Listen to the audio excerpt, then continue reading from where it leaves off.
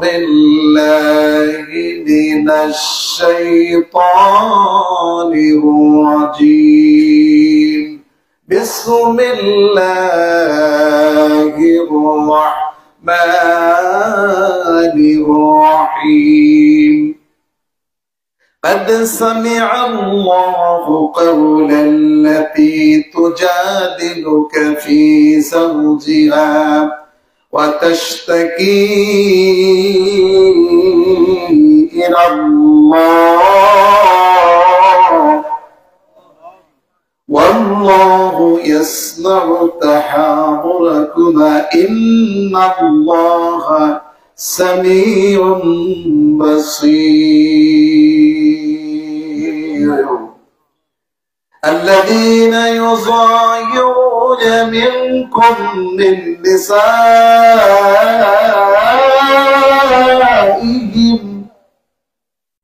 الذين يظاهرون منكم من نسائهم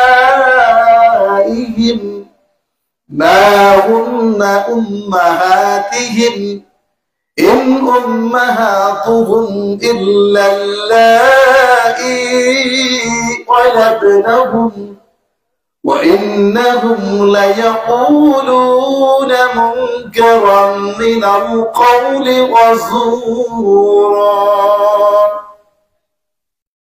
وإن الله لعفو غفور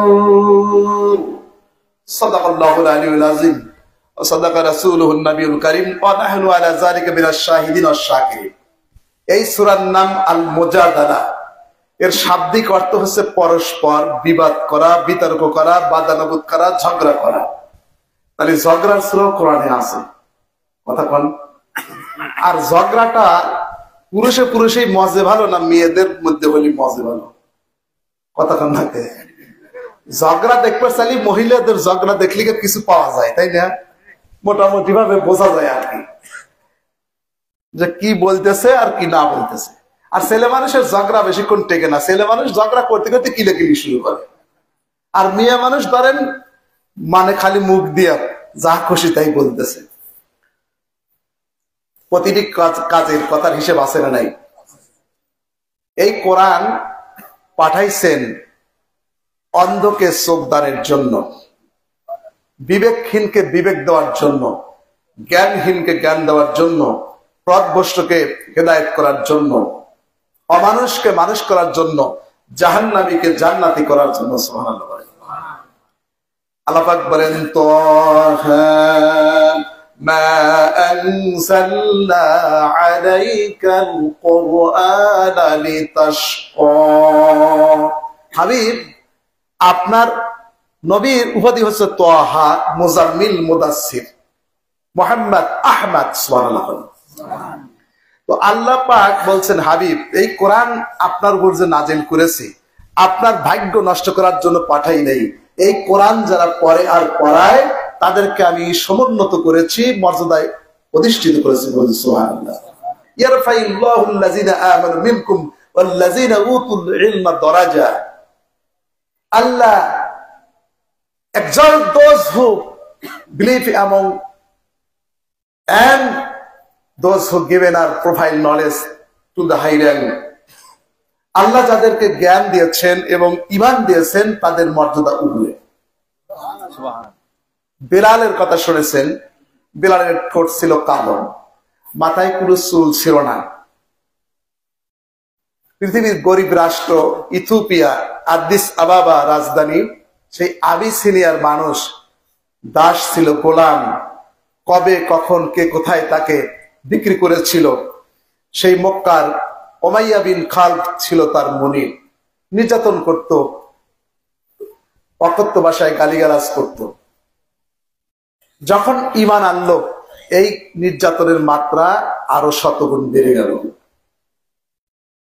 এত বেড়ে গেল যে বিলালের জীবন যায় যায় হযরত আবু বকর সিদ্দিক বিলালকে কিনে নিলেন 100 গোলামের বিনিময়ে তিনি এই গোলামটাকে কিনে নিলেন কোন কোন বর্ণনাতে আছে 10টি উট বা 100টি উট দিয়ে হযরত বেলালকে তিনি কিনে নিয়েছেন।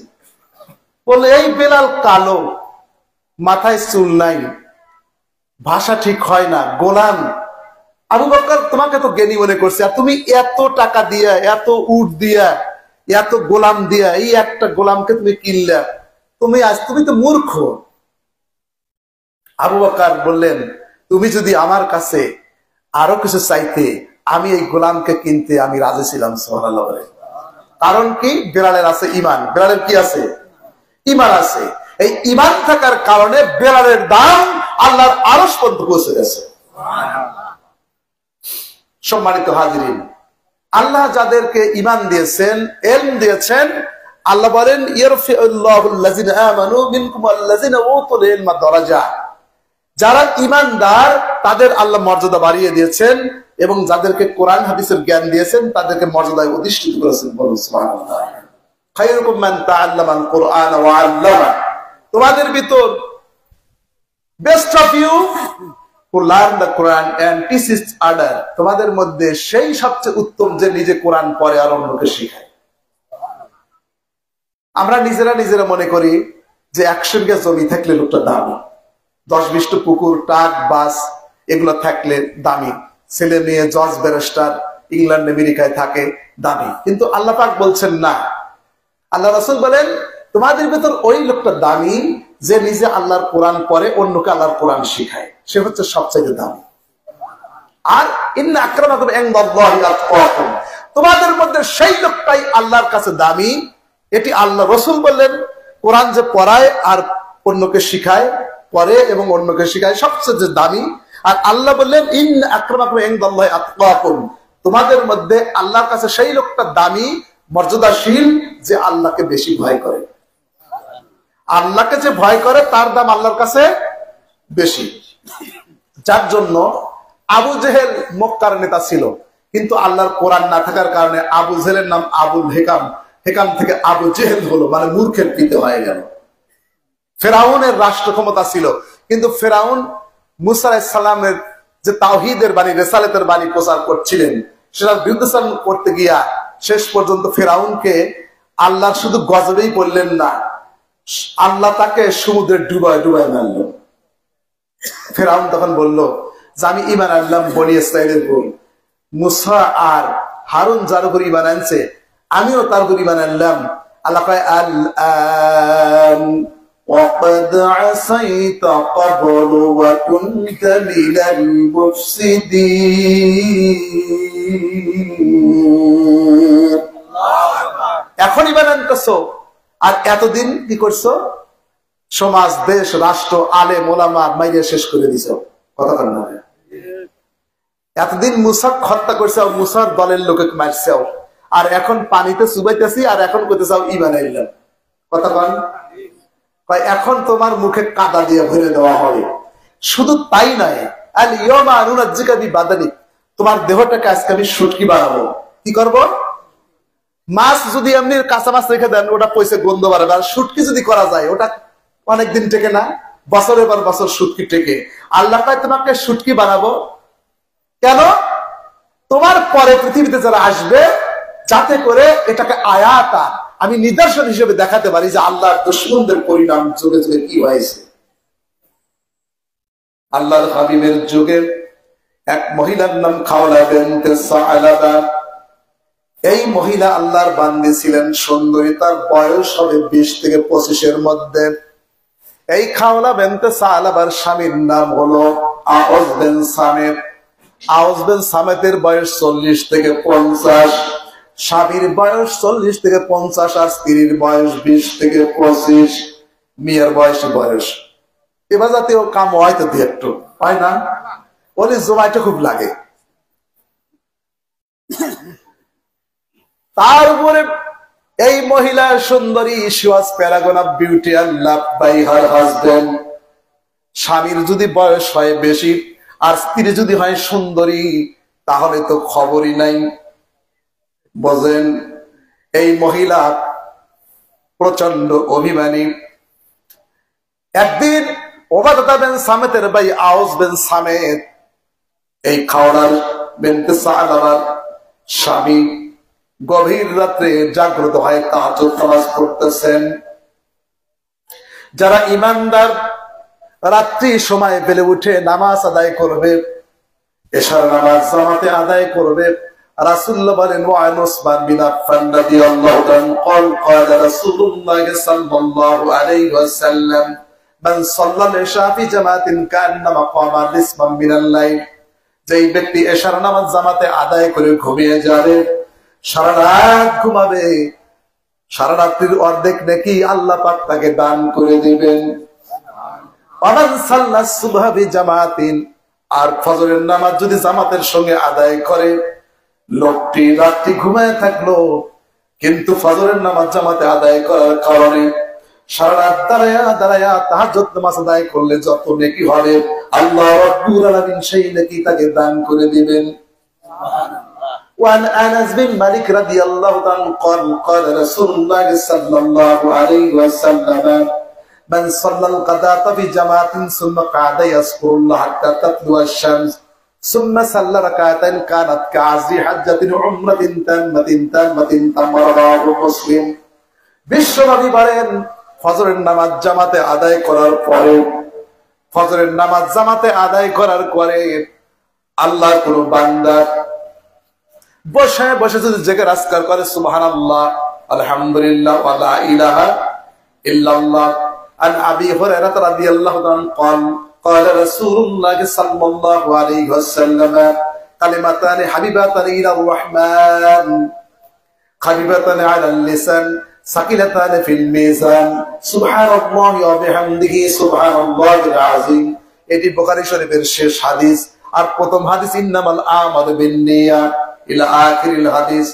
আল্লাহর হাবিব বলেন, দুইটি বাক্য আছে যেটা আল্লাহর কাছে প্রিয় আর জিহ্বায় উচ্চারণ করাও খুব সহজ, কিন্তু মিজানের পাল্লায় নেকিতে খুব ভারী। বাক্য দুটি হলো সুবহানাল্লাহি ওয়া বিহামদিহি সুবহানাল্লাহিল আযীম। বলুন সবাই সুবহানাল্লাহি ওয়া বিহামদিহি। এই রকম জিকির আজকার করবে, কোরআন তেলাওয়াত করবে, আধা ঘন্টা পর সূর্য উঠে যাবে। 2 রাকাত সালাতুল ইশরাক নামাজ যদি আদায় করে, আল্লাহর হাবিব বলেন একটা কবুল হওয়া হাজার উমরা হজের সওয়াব আল্লাহ পাক তাকে দান করে দিবে। আল্লাহ রাব্বুল আলামিন বলেন ওয়া ইবাদুর রাহমানিল্লাযীনা ইয়ামশুনা আলাল আরদি হাওনা ওয়া ইযা খাতাবাহুমুল জাহিলুনা ক্বালু সালামা والذين يبيتون لربهم سجدا وقياما والذين يقولون ربنا اصرف عنا عذاب جهنم إن عذابها كان غراما إنها ساءت مستقرا ومقاما। আল্লাহ পাক বলেন রহমানের যারা বান্দা, আল্লাহর নাম কি? আর রহমান আল্লামাল কুরআন খালাকাল ইনসান আল্লামাহুল বায়ান। আল্লাহর নাম হলো রহমান। বিসমিল্লাহির রহমানির রহিম। আল্লাহর নাম কি? রহমান। তো আল্লাহর যারা বান্দা, রহমানের যারা বান্দা, আমরা তো সবাই দাবি করি আমরা কি আল্লাহর বান্দারা, আমরা কি মুসলমান না? কিন্তু আমি একজন এমপি মন্ত্রী বললাম আমার খুব বন্ধু মানুষ, কিন্তু যখন আমাদের এলাকায় আসলো স্টেজে যাইতে নিলাম, স্টেজ থেকে নামায় দিল, দেখেও চিনল না। লোকজনকে যে গল্প করছি যে উনি আমার বন্ধু মানুষ, একসঙ্গে পড়ছে, কিন্তু স্টেজে গেলে নামায় দিল, চিনলও না, তাহলে কি কথার কোনো দাম থাকলো? আল্লাহ পাক বলেন দুনিয়ার সব মানুষই দাবি করে আমি আল্লাহর গোলাম, কিন্তু আমার যারা গোলাম তাদের পরিচয় আমি নিজে দিয়েছি। ওয়া ইবাদুর রাহমানিল্লাযীনা ইয়ামশুনা আলাল আরদ। আমার যারা গোলাম, আমার যারা বান্দা, তাদের চেনার উপায় হলো তারা যখন দিনের বেলায় রাস্তাঘাটে চলে, কথাবার্তা বলে, লেনদেন করে, ব্যবসা বাণিজ্য করে, আচার ব্যবহার করে, ওঠা বসা করে, তাদের যাবতীয় কার্যকলাপের মধ্যে উঠতে বসতে কথা বলতে সর্ব অবস্থায় অহংকার মুক্ত হয়া বিনয়ী হয়ে লোকটি অহংকার মুক্ত বিনয়ী নম্র হয়ে জমিনে পা ফেলে। জমিনে পা ফেলে কেমন করে? বিনয়ী নম্র ভদ্র হয়ে। সুবহানাল্লাহ। লাঠির গরম নাই, ক্ষমতার গরম নাই, টাকার গরম নাই। সে মনে করে আমাকে আল্লাহ মাটিতে বানাইছেন, আবার মাটিতে চলে যেতে হবে, আমার কোনো বাহাদুরি নাই। 3 বার পাতলা পায়খানা আর কয়বার বমি, তাই তো শীত পাঠান। কথা কান্নাকে ভালো মানুষ বাজারে যায়, যাওয়ার পরে কয় স্ট্রোক করে হার্ট অ্যাটাক করে মারা গেছে। আগে কি মানুষ বুড়ো হয়, আগেই কি অথর্ব হয়? ভালো তাই তো হয়। এই যে যৌবন ধীরে ধীরে আস্তে আস্তে টাইট চামড়া ঢিল হয়ে যাচ্ছে, আর কালো চুলগুলো সাদা হয়ে যাচ্ছে, উঠতে বসতে বুকে খিল লাগতেছে, বয়স উই আর গ্রোয়িং ওল্ড। আমরা যে প্রতিটি সেকেন্ড মুহূর্ত আর ঘন্টা পার করছি আমাদের জীবন থেকে, এটা মাইনাস হয়ে যাচ্ছে, মানে আমরা বৃদ্ধ হয়ে যাচ্ছি। এটা আর ফিরবে না। আল্লাহ পাক বলেন, বান্দা তোমার অহংকার করার কিছুই নাই, কারণ তোমার মাথার চুল আমি দান করেছি, সেই কারণে চুলের মালিক আমি আল্লাহ। বয়স হলে তোমার মাথার চুল থাকবে না। তুমি যদি তোমার চুলের মালিক হতে, তাহলে জিন্দিগিতে মাথার চুল কমতো না। তোমারে যে আমি চোখ দান করলাম, এই চোখের মালিক তুমি না, আমি এই তো চোখের মালিক। যার কারণে একটা সময় তোমার চোখের পাওয়ার আমি আস্তে আস্তে কেড়ে নেব। চোখের পাওয়ার কমে যাবে, চশমা লাগবে, পাওয়ারের পর পাওয়ার লাগবে, চোখের পাওয়ার থাকবে না। তোমাকে যে দাঁত দিলাম, এই সুন্দর দাঁত এক সময় তোমার থাকবে না, কারণ দাঁতের মালিক তুমি না, দাঁতের মালিক কে? তোমাকে যে আমি যৌবন দিছি, যৌবনের একটা সময় তোমার থাকবে না, কারণ আমি যৌবন। হঠাৎ তুমি ঘুমিয়ে আসো, একদিন দেখলে তোমার নাইট পোলুশন হয়ে গেছে।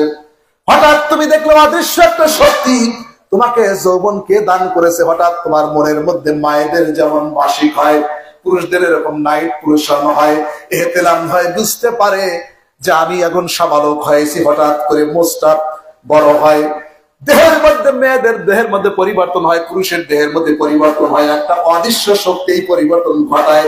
এই অদৃশ্য শক্তির নাম হলো আল্লাহ রাব্বুল আলামিন। ঠিক কিনা বলেন?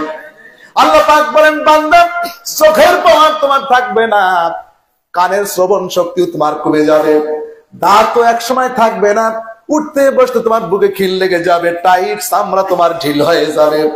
কারণ হলো এই জীবনের মালিক তুমি না, জীবনের মালিক কে? ইন্না সালাতি ওয়া নুসুকি ওয়া মাহইয়ায়া ওয়া মামাতি লিল্লাহি রাব্বিল আলামিন। আমার নামাজ, আমার কোরবানি, আমার জীবন মরণ কার জন্য বলেন? কারণ আমাদের নিচের কিছুই করার নাই।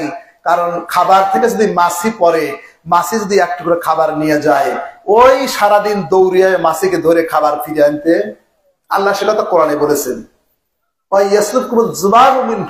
তোমাদের কাছ থেকে যদি মাছি কোনো খাবার নাই, লা ইয়াস্তানকিজুহু মিনহু, মাছির কাছ থেকে খাবারটা কেড়ে আনবে সে ক্ষমতা তোমাদের নাই। প্রচন্ড শীত, যতবার ক্ষমতাবান মানুষ হোক, সে যদি বলে যে আমি অমুক দেশের প্রেসিডেন্ট, আমি খালি গায়ে থাকবো, শীত যেন গায়ে না লাগে, শীত কি অক্ষমা করবে? প্রচন্ড গরম, সে যদি বলে যে না আমি অমুক তমক, এই গরম লেগো না, বাতাস এসি দিল না, গাও ঘামবে কিনা? আমাদের কথা পিপিলিকাও শোনে না, মাসিও বেটা বেরু শোনে না, ছাত্র শোনে না, স্বামী স্ত্রী কেউ কারো কথা শোনে না। কারণ হচ্ছে আমার নিজেই আমি কোনো কিছুর মালিক না। আমার এই দাঁত মাঝে মাঝে আমার জিহ্বাকে আক্রমণ করে। কথা বলেন না কেন? আমি পাও ফেলাই, মাঝে মাঝে পাও আর এক জায়গায় যায়, আমি কথা বলি, কথা ভুল হয়। কারণটা কি? আমার এই দেহের যা আছে কোনো কিছুরই আমি মালিক, সবকিছুর মালিক কে? আল্লাহ। সেই জন্য আল্লাহ পাক বলেন, ইদা আসাবাতুহুম মুসিবা ক্বালু ইন্না লিল্লাহি ওয়া ইন্না ইলাইহি রাজিউন। আল্লাহ পাক বলেন, বান্দা যখন কোন বিপদ দেখবা, তখনই তুমি বলবা ইন্না লিল্লাহি, নিশ্চয়ই আমরা আল্লাহর জন্য, ওয়া ইন্না ইলাইহি রাজিউন, আর দিন শেষে আমাদেরকে আল্লাহর কাছেই ফিরে যেতে হবে। কার কাছে? আল্লাহ মানি আর না মানি ফিরে যাওয়া লাগবে, আল্লাহর কাছেই ফিরে যেতে হবে। সুতরাং তার কাছেই জবাবদিহি করতে হবে। যারা ইবাদুর রহমান, আল্লাহ পাক বলেন তাদের চেনার উপায় হলো আল্লাহর বান্দা তারাই যারা কথার মধ্যে, চলার মধ্যে, আচরণের মধ্যে, লেনদেনের মধ্যে অহংকার করে না, তারাই হলো আল্লাহ পাকের বান্দা। কথাটা কে বলেছেন? আল্লাহ নিজে পরিচয় দিচ্ছেন যে রহমানের বান্দা চিনতে চাইলে তার মধ্যে কোনো অহংকার থাকবে না। আমাদের এই জায়গাতেই আমরা ফেল মেরে যাবো। কথা কন না কে? একটা যদি কেউ কথা কয়, ও 10টা না শুনলে ভালো লাগে না, কারণ শয়তান কানে ধরে টানে। কেরে তোক যে এত বড় কথা কইলো, তুই কিসে কম কথা কন না। এই শয়তান ধোকা দেয়। শয়তান ধোকা দেয়। কারোর সাথে কোনো অন্যায় করলে তার কাছে ক্ষমা চাইতে হবে। ক্ষমা চাইলে আল্লাহ আপনার সম্মান বাড়ায় দিবেন। আপনি ক্ষমা চাইতেছেন, লোকটার গোষ্ঠীর বল বড়, লাঠির বল বলে, এজন্য তো না। লোকটা কামলা বেচা লোক, কিন্তু আপনার ক্ষমতা আছে সারা জীবন মারলে বার করার কিছু, কিন্তু আপনি ওর কাছে ক্ষমা চাইতেছেন আল্লাহর ভয়ে। কার ভয়ে? যে আমি যে ভুল করছি, আল্লাহ তুমি তো সাক্ষী, ভাই মাফ করে দিও। লোকটা চিন্তা করবি কে রে, লোকটার জমু আছে, গোষ্ঠী আছে, ইচ্ছা করলেও মাফ না নিলেও পারতো, কিন্তু আমার কাছে মাফ চাইতেছে মানে অনুতপ্ত হয়েছে। আপনি ওই লোকটাও মাফ করবে, আল্লাহ খুশি, আপনার মর্যাদা বাড়ায় দিবে। আর অহংকার যে করবো, আমাদের তো কিছু নাই, নিজের তো কিছু নাই, কি দিয়ে অহংকার করব? এই জমিনের মালিক, আসমানের মালিক আল্লাহ, সবকিছুর মালিক কে? সবকিছুর মালিক আল্লাহ। লিল্লাহি মা ফিস সামাওয়াতি ওয়া মা ফিল আরদ। আল্লাহ পাক বলেন আসমান জমিনে যা আছে সবকিছুই আল্লাহর জন্য, সবকিছুর মালিক আমার আল্লাহ। যারা ইবাদুর রহমান দিনের বেলায় যখন চলে কোনো অহংকার করে না, আর আল্লাহ পাক বলেন এটা হচ্ছে দিনের আচরণ। ওয়াল্লাযিনা ইয়াবিতুনা লিরাব্বিহিম সুজদান ওয়া কিয়ামা। রাত্রি যখন হয়, এশার নামাজ পড়ে বান্দা ঘুমিয়ে পড়বে। রাত্রি একটা সময় জাগ্রত হবে, বান্দা চিন্তা করবে সব ঘুমিয়ে পড়েছে, 2 রাকাত নামাজ আদায় করে নেই।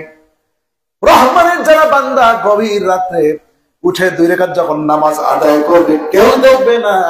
ওই 2 রাকাত নামাজ দাঁড়ায় যখন বলবে রব্বানা আসরিফ আন্না আযাবা জাহান্নাম, আল্লাহ জীবনে বহু গুনাহ করেছি, কেউ দেখে নাই কিন্তু তুমি দেখেছো। ঘরের বউ জানে না, তুমি জানো। বন্ধু বান্ধব কেউ জানে না। এই গুনাহের কথা মানুষ যদি জানতো, সম্মান করতো না, কেউ সালাম দিত না। রব তুমি সবই জানো।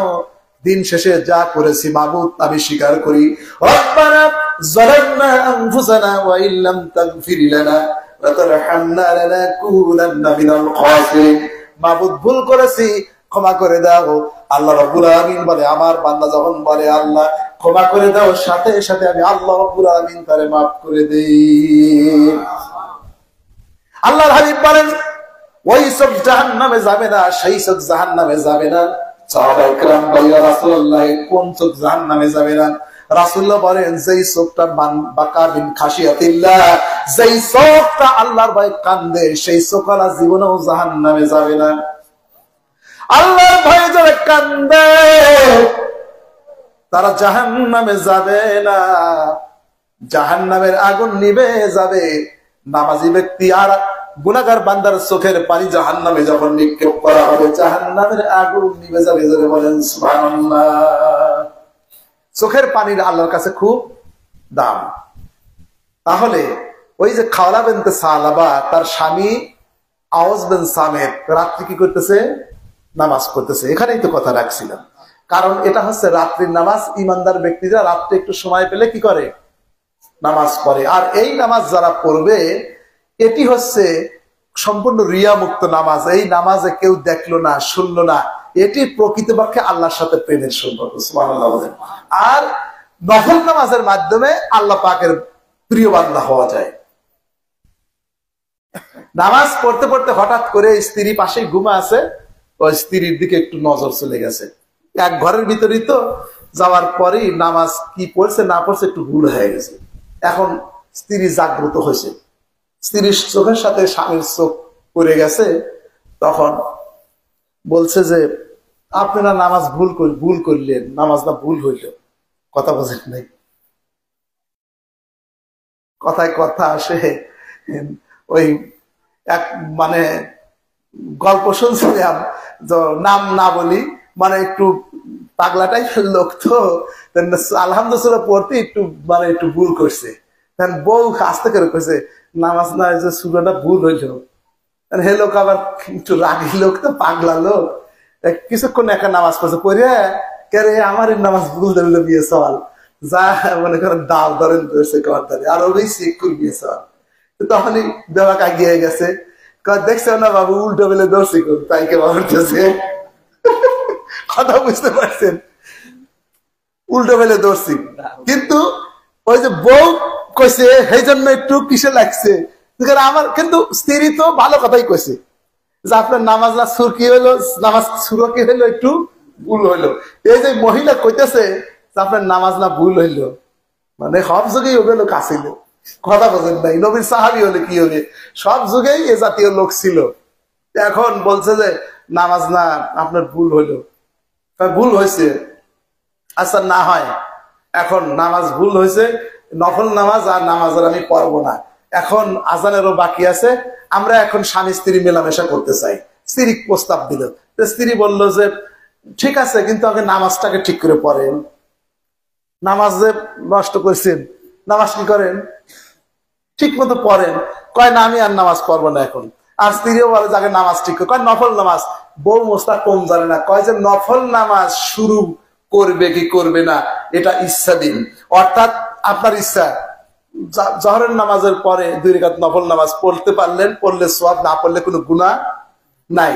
মাগরিবের 2 রাকাত সুন্নত আছে, 2 রাকাত সুন্নতের পরে 3 রাকাত ফরজ, 2 রাকাত সুন্নতের পরে নফল, পড়লে সওয়াব, না পড়লে কোনো গুনাহ। কিন্তু আপনি পড়া শুরু করে দিয়া 1 রাকাত পড়ে নিয়ত ছেড়ে দিলে গুনাহ হবে, কারণ যখন শুরু করছেন ওটা আর নফল থাকে না, ওটা ওয়াজিব হয়ে যায়। কি হয়ে যায়? আপনি রোজা রাখবেন আগামীকাল, ফরজ রোজা না নফল রোজা, আপনি থাকলে সওয়াব, না রাখলে কোনো গুনাহ নাই। কিন্তু আপনি রোজা রেখে দুপুরের সময় করলেন যে নফল রোজা বাদ দিলাম, আপনার ওই রোজা কাজা করতে হবে, কারণ যখন শুরু করছেন এটা আপনার অজু গলায় নিছেন, ওটা কি হয়ে গেছে, ওয়াজিব হয়ে গেছে। কথা বুঝতে পারছেন? স্ত্রী ফতুয়া জানে, স্ত্রী বলতেছে যে আপনি নামাজ যেহেতু শুরু করছেন, নফল হলে কি হবে, নামাজটা ঠিক করে পড়েন। স্ত্রীকে বলল বিবিরা নামাজ তুমি যাই বলো আমি নামাজ পড়বো না। স্বামীও রাজি হয় না, বিবিও বলে তাহলে আমি আপনার প্রস্তাবে রাজি না। কথা কাটাকাটি হয়ে গেল, এক পর্যায়ে কথা গলে মেরে দিল, কয় তুই যে আমার কথা শুনিস না, তুই যে আমার কথা রাখছিস না, মানিস না, তুই কি আমার বউ নাকি তুই আমার মা? জোরে কান নাউজুবিল্লাহ। আল্লাহর কোরআনে সূরার নাম দিয়েছে ঝগড়ার সূরা। কিসের সূরা? আল্লাহ কোরআনে সবটাই আছে। আল্লাহ রাব্বুল আলামিন বলেন সময়ের কসম করেছেন, দিনের কসম করেছেন, রাত্রির কসম করেছেন। আমার আল্লাহ পাক কোরআনুল কারীমের মধ্যে আলাম তাওয়া কাইফা ফাআলা রাব্বুকা বিআসহাবিল ফিল। ফিল মানে হাতি, বড় পিণ্ডে হাতির, আছে না নাই? আবার নমলের মধ্যে পিপিলিকার কথা আছে, আবার আল হাদিদের মধ্যে লোহার কথা আছে, সূরা নিসার মধ্যে মহিলাদের কথা আছে, আবার পুরুষদের কথাও আছে না নাই? কুল আউযু বিরাব্বিন নাস মালিকিন নাস ইলাহিন নাস মিন শাররিল ওয়াসওয়াসিল খান্নাস আল্লাযী ইউওয়াসওয়িসু ফি সুদুরিন নাস মিনাল জিন্নাতি ওয়ান নাস। আল্লাহু আকবার। পুরুষের সূরা হলো ছোট, আর মহিলাদের সূরা আন-নিসা এটা অনেক বড় সূরা। মেয়েদের অধিকারের কথা আল্লাহ কোরআনে বলেছেন। যেই যুগে কোরআন নাজিল হচ্ছিল সেই যুগে মেয়েদেরকে কোনো সম্মান ছিল না। মেয়েরা রাস্তার মধ্যে হেঁটে যেত, মেয়েদের যদি পেটে বাচ্চা থাকতো, পেট যদি দেখতো প্রেগনেন্ট, পেটটা উঁচু, যুবকরা বলতো এই মহিলার পেটে পুত্র সন্তান আছে না কন্যা সন্তান আছে। ওরা বলতো, কেউ বলতো কন্যা সন্তান, আর একজন বলতো এটার মধ্যে পুত্র সন্তান আছে। এই কথা বাজি ধরতো যে না কন্যা সন্তান অথবা পুত্র সন্তান আছে, বাজি ধরে প্রমাণ করবে কেমন করে মহিলাকে ধরে এনে পেট ফেরে সন্তান বের করে তারা দেখতো। এই যুগে কোরআন নাজিল হচ্ছিল, যেই যুগে কোরআন নাজিল হচ্ছিল মহিলাদের প্রেগন্যান্ট লেডি প্রেগন্যান্ট মেয়েরা যখন গর্ভবতী হতো, a big hole was made before them, মহিলাদের সামনে বড় বড় গর্ত খনন করা হতো। আর মেয়েদের গলায় রশি লাগায়া, গর্ভবতী মেয়েদের রশি লাগায়া যেখানে সন্তান ডেলিভারি হবে সেইখানে যখন সন্তান পড়ে যেত, যদি পুত্র সন্তান হতো উট জবাই করত, রেশমি পোশাক লাগাতো, মেশকো আম্বার ব্যবহার করত, গান বাজনা বাধ্য হতো, 7 দিন পর্যন্ত আনন্দ ফুর্তি করে পুত্র সন্তানকে আদর করে নিয়ে আসতো। অন্ধা আদার খান পক্ষান্তরে যদি গর্তের মধ্যে কন্যা সন্তানের জন্ম হতো, দেওয়ার পুরে এলাই তাদেরকে জীবন্ত কবর দেওয়া হতো। সেই যুগ আল্লাহ পাক কোরআন নাজিল করছিলেন, কোরআনে নারীদের মর্যাদা এত বাড়ায়া দিয়েছেন। আর রাসূলুল্লাহ একদিন বসে আছেন, এমন সময় একজন মহিলা আসলেন, রাসূলুল্লাহর কানে কানে কি যেন বলছিলেন, নবীজি সম্মান করে নিজের চাদরটা বিছিয়ে দিলেন। সাহাবায়ে কেরাম মনে মনে চিন্তা করে এই মহিলা কে হবে? একটা বৃদ্ধা মহিলা, সাধারণ মহিলা। জিবরাইল রাসূলুল্লাহর চাদরে বসে না, আর রাসূলুল্লাহ চাদর বিছিয়ে দিলেন। কথা বলে যখন চলে গেলেন, বিষয় বলেন, আমার সাহাবীরা তোমরা শোনো, আমার জন্মের পরে মায়ের তেমন দুধ পান করার সৌভাগ্য আমার হয় নাই, মায়ের কাছে লালন পালন আমি থাকতে পারি নাই। আমাকে যিনি দুধ পান করা বড় করেছে ইনি হলেন আমার দুধ বাহারি মাতুসাদিয়া, নবুয়তের চামড়া কেড়ে দিল মায়ের হক আদায় হয় না। জোরে বলুন সুবহানাল্লাহ। সুতরাং মেয়েদের সম্মান আল্লাহ এত বাড়ায়া দিছেন, তার নবী দিছেন, লা তাজরিবিল ওয়াজহা, মেয়েদের মুখে কোনোদিন মেরো না, তোমার স্ত্রীর মুখে তুমি কোনোদিন আঘাত করো না। আবার চুলের মুঠা ধরো না, কোনো অন্যায় করলে ঘর থেকে বের করে দিও না। আবার বংশ নিয়ে তোমার বিবিকে কখনো খাটি দিও না, অমকের জাত ছোট লোকের জাত। রাসূলুল্লাহ বলেন, ও মুসলিম, feed them as you feed yourself, clothe them as you clothe yourself. ও মুসলমান, তুমি নিজে যা খাও তোমার স্ত্রীকে সেই মানের খাবার খাওয়াও, তুমি নিজে যে পোশাক পরো সেই মানের পোশাক তোমার বিবিকে পরাও। সুবহানাল্লাহ বলেন। এত সম্মান মেয়েদের দিলেন। নবীজি বললেন, তোমাদের মধ্যে সেই পুরুষটা শ্রেষ্ঠ পুরুষ, খেয়ারুকুম লিখিয়ারি নিসাইকুম, তোমাদের মধ্যে যেই পুরুষের স্ত্রীটা বলবে আমার স্বামী উত্তম স্বামী, রাসূলুল্লাহ বলেন আমি কিন্তু স্ত্রীর বিবেচনায় উত্তম স্বামী। সুতরাং কিয়ামতের দিন পীর সাহেব বলেন, হুজুর সাহেব বলেন, নিজের স্ত্রীটা হবে তার চারিত্রের সার্টিফিকেটের মাপদণ্ড। সুবহানাল্লাহ বলেন। মেয়েদের সম্মান নবী দিবেন এবং রাসূলুল্লাহ দিবেন, আল্লাহ দিবেন। সুবহানাল্লাহ। বসে বলেন সাল্লাল্লাহু আলাইহি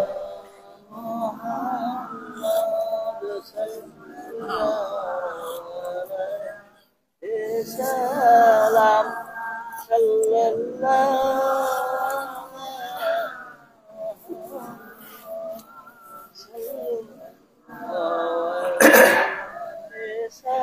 আসর হবে তামার জমিন, বলবে সবাই পানি পানি, আপনি বিনে পানি দেবার সাধ্য কারো নাই।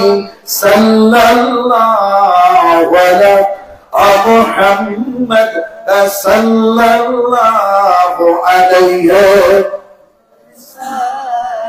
সাল্লাল্লাহু আলাইহি মুহাম্মদ সাল্লাল্লাহু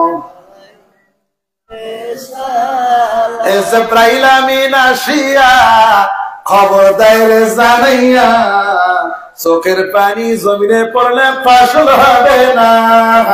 সাল্লাল্লাহু আলাইহি মুহাম্মদ সাল্লাল্লাহু আলাইহি। সম্মানিত ভাইরা আমার, বন্ধুরা, যে কথা বলতেছিলাম, স্বামী ডাকতে বললো, বিবি রে, তুমি যে আমার কথায় রাজি হচ্ছ না, আমার সাথে পিড়াপিড়ি করছো, বাদানুবাদ করছো, তুমি কি আমার স্ত্রী নাকি তুমি আমার মা? নাউজুবিল্লাহ। অনেক এই জাতীয় পুরুষ আছে, বউরে কয় আজকে তোরে মারবো, বাপ কওয়া ছেড়ে দেবো। হ্যাঁ, মশিবুল নাই, অন্য গ্রামে আছে, বেটা চাল গ্রাম না। আবার কতগুলো খান্নাস মহিলা আছে আমাদের গ্রামে, এই সকল মা বোন এরকম নাই। অন্য গ্রামের কথা বলতেছি। স্বামী কয় যদি তুই আমার আজকে না মারিস তাহলে শুয়ারের গোস্ত খাইস। হ্যাঁ, তুই বেটা সারি লাই, আজকে যদি আমাকে না মারিস তুই বেটা সারি লাই। ও দেখা যায় মেয়ে চাল আছে, মারাই ভালো। কথা বল লাগে, এগুলো শয়তানি কথাবার্তা। সব কথার রেকর্ড হবে কিনা বলেন? আল্লাহ পাক বলেন, মা ইয়ালফিযু মিন কাওলিন ইল্লা লাদাইহি রাকীবুন আতীদ। আল্লাহ পাক বলেন, মানুষ যা কথা বলে সকল কথাই আল্লাহ রাব্বুল আলামিন সংরক্ষণ করে রাখতেছে। বলেন সুবহানাল্লাহ। কিরামান কাতিবিনা ইয়ালামুনা মা তাফআলুন। সম্মানিত লেখকগণ, ফেরেশতারা আমরা যা কাজ করি সকল কাজ রেকর্ড করে রাখে, কিন্তু আল্লাহ ফেরেশতাদের ভুল হলেও আমার আল্লাহর কখনো ভুল হবে না। যদিও ফেরেশতাদের ভুল হয় না, আল্লাহ পাক বলেন ওয়ায়াফআলুনা মা ইউমারুন। ফেরেশতারা তাই করে যা আল্লাহ পাক হুকুম করে। জোরে বলুন সুবহানাল্লাহ। এবার এই বললাম, তুই কি আমার মা নাকি? ইয়াজিদুল আকলু বাদা ফেরারে সারেক। চোর পালা যখন যায় তখন বুদ্ধি বাড়ে। স্ত্রী বলল, কি করে সর্বনাশ করলেন আপনি, কি কথা বলে ফেললেন? স্বামীও বুঝতে পারলো একটা অন্যায় কথা সে বলে ফেলেছে।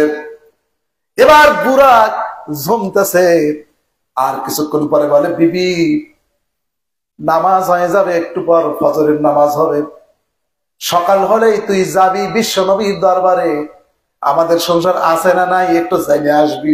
স্ত্রী কয় যে আমার যাওয়ার জন্য, অন্যায় করছেন আপনি, আর এই কথা নবীর সামনে আমি মহিলা হয় কি করে বলবো? আপনি যায়া ফতুয়া জানিয়ে আসেন।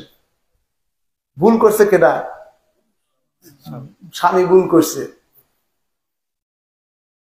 এবার অনেক বুঝালো যে আমি নবীর সাহাবী, নবীর সঙ্গে নামাজ পড়ি, রসুলের সঙ্গে আমি যুদ্ধে যাই, আল্লাহ নবী কি করে মুখ দেখাবো? আমার যাওয়ার উপায় নেই, তুমি যায়া এটা যাই নিয়ে আইসো। সংসার রক্ষা করে মেয়েরা, ঠিক কিনা করে? সংসারে কষ্ট করেন, পরিশ্রম করে মা বোনেরা। একটা মহিলা আশরাফ আলী থানভী রাহমাতুল্লাহ আলাইহি বলেন, একটা মহিলা স্বামীর সংসারে দিনের মধ্যে 82টা কাজ করে। কয়টা? আপনার ছেলে বাইরে থাকে, হস্টেলে থাকে, মেসে থাকে, রান্না করে দেয় যে বুয়া, যে খাওয়া রান্না করে দেয়, মাসে 5,000 টাকা লাগে। কয় হাজার? যেরকম রান্না করে খাওয়াও যায়, শোষাও যায়, তাও কয় খালা রান্না খুব ভালো হয়েছে। ছেলে বাড়ি ফিরে আসে, মা বলে, বাবা তুই ঠিক মতো খাওয়া দাওয়া করিস নাই, মুখটা শুকনা। মায়ের হাতে যদি ডাল ছানাও খায়, আলু ভর্তা দিয়ে ভাত খায়, তবুও তৃপ্তি আলে খায়। আর বাইরে কি খায়? শুকনা হয়ে রোগাক্রান্ত হয়ে আসে।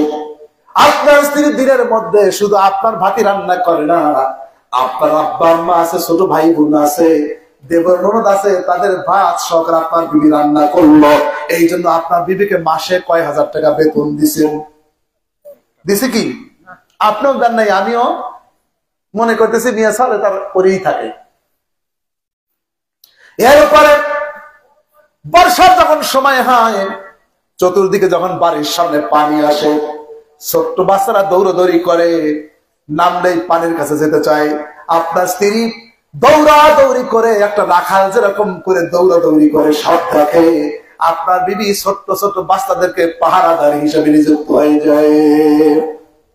আপনার বাড়িতে লাউ গাছ আছে, কদু গাছ আছে, বেগুন গাছ আছে, আপনার ঘরের মধ্যে যে সম্পদ আছে, আপনার বিবি সেই ঘরের সম্পদ গুলা চকিদার হয়া নাইট গাঠা আপনার স্ত্রী সেটা রক্ষা করে। সুবহানাল্লাহ। আপনার সন্তান পেশাব পায়খানা করে দিচ্ছে, আপনিও তো বাবা, যদিও সে মা, পেশাব পায়খানা পরিষ্কার করেন, মা কি করে?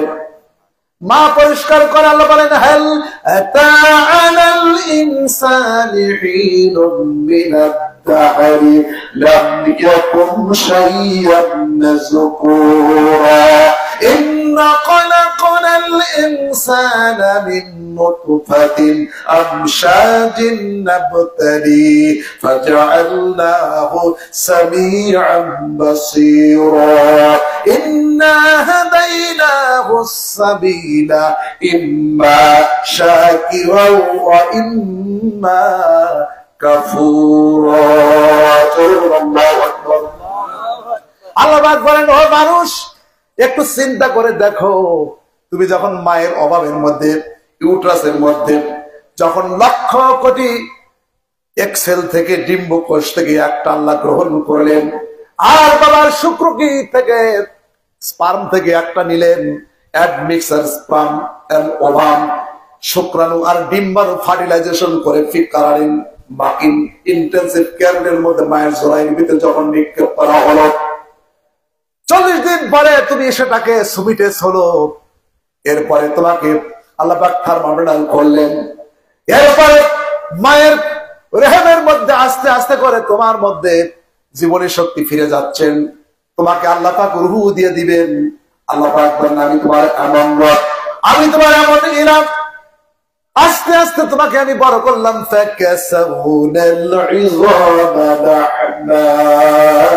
বান্দারে, তোমার হাড্ডি দিলাম, রক্ত দিলাম, গোশত দিলাম, ক্যালসিয়াম দিলাম, কমপ্লিট শিশু বানালাম মায়ের পেটের মধ্যে।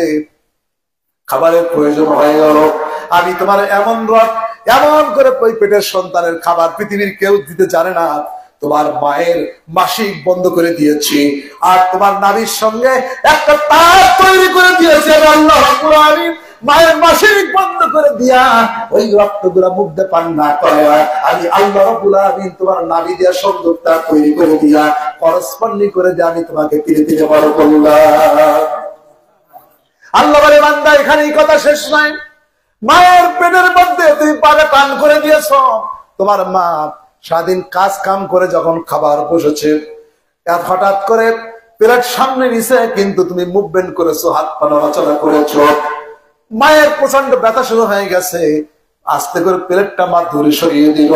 সারাদিন মা কাজ কাম করেছে, খেতে পারে নাই, এখন খাবে, মা খাবারের ভাগ্যটা হলো না সন্তানের জন্য। এরপর মায়ের মনে কোনো কষ্ট নাই, আরে আমার অনাগত সন্তানকে দুনিয়ার মুখ দেখাতে হবে, মা সেই জন্য বেশি খায় না। সন্তান বড় হয়ে যাবে, আবার না খেয়ে থাকলেও সন্তান পেটে মারা যেতে পারে, সেই জন্য মা খুব সতর্ক ভাবে চলে, আস্তে আস্তে চলাফেরা করে, আসার খেয়ে জমিনে যেন পড়ে না যায়। সন্তানকে রক্ষা করার জন্য মায়ের ঠোঁট মুখখানা সবসময় শুকনো থাকে, সারা রাত জাগে জেগে দিনে জাগলো মা, রাত্রির বেলায় সব যখন ঘুমিয়ে গেছে, মা ঘুমাতে যাবে, এমন সময় এমন করে আমরা পেটের মধ্যে নড়াচড়া করেছি, মায়ের যন্ত্রণা শুরু হয়ে গেছে, মা ওঠেন আর মা বসেন, আর প্রেশার শুরু হয়ে গেল, ছটফট কথা শুরু করলো। এইরকম করে 10 মাস মা ঘুমাতে পারলেন না, খেতে পারলেন না। আল্লাহ রাব্বুল আলামিন মাকে 10 মাসের সওয়াব, রোজার সওয়াব দান করে দেন। আর রাত্রি জেগে জেগে তাহাজ্জুদ নামাজ পড়লে 1000 রাকাত তাহাজ্জুদ নামাজ পড়লে যে সওয়াব হয়, আল্লাহ রাব্বুল আলামিন মাকে সেই সওয়াব দান করে দেয়। ওয়া ক্বালা রাব্বুকা আল্লা তা'বুদু ইল্লা ইয়্যাহু ওয়া বিল ওয়ালিদাইনি ইহসানা। আল্লাহ পাক বলেন, আমার বান্দা তোমরা শোনো, আমি আমার পার্লামেন্টে, আমার লৌহে মাহফুজে, আমি আমার সংবিধানের মধ্যে সংবিধিবদ্ধ আইন করে দিলাম রে বান্দা, আমি আল্লাহকে সিজদা করার পরেই তোমার আব্বা আম্মার সঙ্গে উত্তম আচরণ করো। আমি আল্লাহর পরেই তোমার বাপ মার স্থান, আল্লাহর পরেই কার স্থান? সম্মানিত ভাইরা, আল্লাহ পাক এইভাবে দুনিয়ার মধ্যে সন্তানদেরকে বড় করতে থাকেন। যে কথা বলতেছিলাম, এখন যে আল্লাহর ওই বান্দি সংসার টিকানোর জন্য স্বামীর কথায় সকালবেলা রাজি হয়ে গেল, 2টি কন্যা সন্তান, একটার বয়স 1 বছর আর একটি কন্যার বয়স 3 বছর। 2টি কন্যা নিয়ে খাওলা বিনতে সালাবা রাসূলুল্লাহ দরবারে হাজির হয়ে গেলেন। নবীর দরবারে চলে গেছেন। ফজর নামাজের পরে ঘটনাটা ঘটছে শেষ রাত্রের দিকে। যাওয়ার পরে মা আয়েশা বলছেন, আমি রাসূলুল্লাহর সঙ্গে একটু কথা বলবো, এমন কথা অত্যন্ত ইন্টারনাল, মোস্ট টপ সিক্রেট, খুব গোপন কথা, যেটা বলতে হবে লজ্জার বিষয়, আমাদের খুব পারিবারিক ব্যাপার, কিছু কথা বলবো, আমাকে একটু সময় করে দেন, রাসূলের সঙ্গে কথা বলার আমাকে পরিবেশ করে দেন। মা আয়েশার মাধ্যমে নবীজি পর্দা রক্ষা করে আল্লাহর বান্দি বললেন, নবীজি, আমার স্বামীর নাম আওস বিন সামির, আর রাত্রির বেলায় আমি আমার স্বামীকে দেখলাম নামাজ পড়তেছিল, কিন্তু নামাজ পড়তে পড়তে হঠাৎ আমার দিকে তার নজর পড়ে গেল, আমার সঙ্গে তার আই কন্ট্যাক্ট হয়ে গেল। আমি খেয়াল করে দেখলাম আমার স্বামী নামাজের মধ্যে একটু ভুল করে ফেললো। আমি বললাম নামাজটা একটু ভুল হয়েছে, নামাজটা ঠিক করে নেন। কিন্তু আমার স্বামী বললো এখন আর আমি নামাজ পড়বো না, নফল নামাজ না পড়লেও তো হবে। আমি বললাম শুরু করেছেন না, নামাজটা ঠিক করেন। যাই হোক, আমাকে তিনি প্রস্তাব করলেন মেলামেশা করার জন্য, সহবাস করার জন্য প্রস্তাব দিলেন। আমি বললাম আগে নামাজ ঠিক করেন, তারপরে then I shall think the matter what should to do and not to do, এরপরে ভেবে দেখবো কি করা যায়। কিন্তু আমার স্বামী রাগ, অত্যন্ত রাগ মেজাজি, বয়স হয়ে গেছে, স্বামীর সঙ্গে কথা কাটাকাটি হলো। এক পর্যায়ে রাগ করে বললো তুই কি আমার বোন নাকি তুই আমার মা? তুই যে আমার কথা রাজি হচ্ছিস না, তোর হাতে সম্পর্ক স্বামী স্ত্রীর সম্পর্ক, তুই ওইভাবেই করছিস কেন? তো কেউ যদি বউকে মা বলে, স্ত্রীকে মা বলে, তুই আমার মায়ের মতো, তুই আজ থেকে আমার মা, ইট ওয়াজ রিগার্ডেড অ্যাজ এ ডিভোর্স। এটাকে ডিভোর্স হিসেবে গণ্য করা হতো। এটাকে বলা হয় জেহার বলা হয়, অর্থাৎ private part of the body. নারীর স্ত্রীর ওই সমস্ত স্পর্শকাতর অঙ্গ প্রত্যঙ্গের সাথে মায়ের তুলনা করলে এটাকে জেহার বলা হয়। কেউ যদি অন্যভাবে বলে আমি দেখছি তোমার হাতটা আমার মায়ের হাতের মতোই, অর্থাৎ বুঝালো যে আমার মায়েরও দানের হাত ছিল, তোমারও দানের হাত আছে, এখানে কোনো গুণান নেই।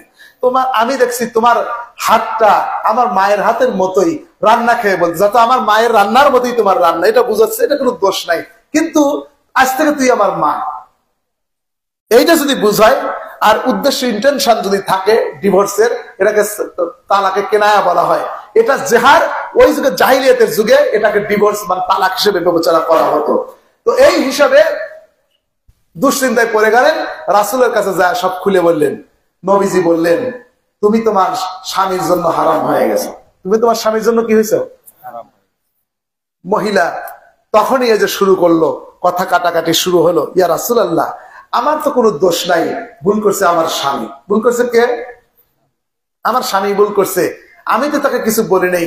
আমরা ইজাব কবুলের মাধ্যমে দুইজনের প্রস্তাব সমর্থনের মাধ্যমে বিবাহ হয়, আর স্বামী একটা ভুল করলো আর আমার সংসার ভেঙে যাবে, এইটা কেমন কথা? হুজুর আপনি একটু দেখেন আল্লাহর কোরআনে কি কোনো কিছু নাই? আল্লাহ আসমান থেকে এই জাতীয় কোনো বিধান নাজিল করে নাই, কোরআনে এইরকম কোন শরীয় কোনো বিধান নাই। তুমি তোমার স্বামীর জন্য কি হয়ে গেছো? হারাম হয়ে গেছো। আল্লাহর বান্দি বললেন ইয়া রাসূলুল্লাহ, আমার আব্বা আম্মা আপনার পায়ে কুরবান হয়ে যাক। দেখেন আমার দুইটি কন্যা সন্তান, একটার বয়স 1 বছর আর একটা কন্যার বয়স 2 বছর। আমি যদি স্বামীর ঘর থেকে চলে যাই, আমার স্বামী আবার হয়তো বিবাহ শাদী করবে। আমি যদি স্বামীর ঘরে ছেড়ে সন্তান নিয়ে বাবার বাড়িতে যাই, আমার বাবা দরিদ্র মানুষ, এই দুইটি কন্যা সন্তান না খেয়ে মরবে। আর যদি স্বামীর কাছে রেখে যাই, আমার স্বামী আবার বিবাহ শাদী করবে, আমার সন্তানরা অবহেলায় অযত্নে ধ্বংস হয়ে যাবে। বাপ মরলে কি হয়? মা মরলে বাপ। হব যদি হব দেশি ওই প্রবাদটা আছে, উনি ওইটাই বুঝলেন যে আমার স্বামী কাছে রেখে গেলে আবার স্বামী বুড়ো লিখে হবে, বিয়ে ঠিকই করবি, কথা কার নাই। তাহলে বিবাহ শাদী করবি, আর আমার কন্যা যদি অবহেলায় থাকবে, তাহলে আমার কন্যারা কি হবে? ধ্বংস হয়ে যাবে। আর আমি স্বামীর বাড়িতে নিয়ে যে বাবার বাড়িতে নিয়ে যে পালবো, আমার বাবার বাড়িতে সে সামর্থ্য আমার নাই। একটা ডিলেমা, হর্স ডিলেমা, উভয় সংকট। আমি কি করব? হুজুর আপনি একটু দেখেন, কোনো কি উপায় নাই? কোনো উপায় নাই, তুমি স্বামী স্ত্রীর সম্পর্ক শেষ।